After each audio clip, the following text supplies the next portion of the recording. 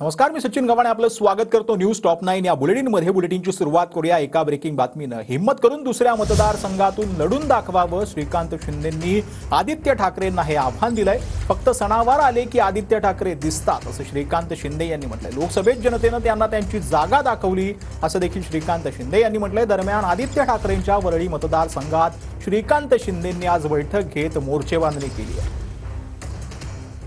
साठी जे आहे ते एमएलसी देण्यात आली, किती इनसिक्युअर्ड आहे। जर हिम्मत असेल तर कुठल्या तरी मतदारसंघामध्ये स्वतः हिम्मत करून लढलं पाहिजे। मी माझ्या मतदारसंघामध्ये चॅलेंज केली होती, पण आलं नाही कोण तिथे।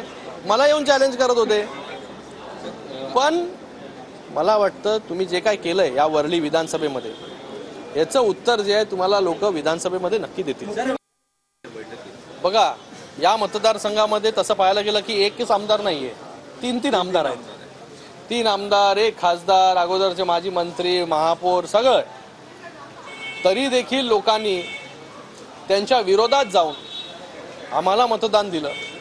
त्यांना वाटत होतं की 40,000पेक्षा जास्त लीड जे आहे वरळी विधानसभेतून मिळेल, पण लोकांनी त्यांची जागा दाखवण्याचं काम या लोकसभेच्या निवडणुकीमध्ये केलं। तो डिफरन्स फक्त 6,000वरती आला। आता फक्त जे आहे कुठला सण आला की ते आपल्याला दिसतात।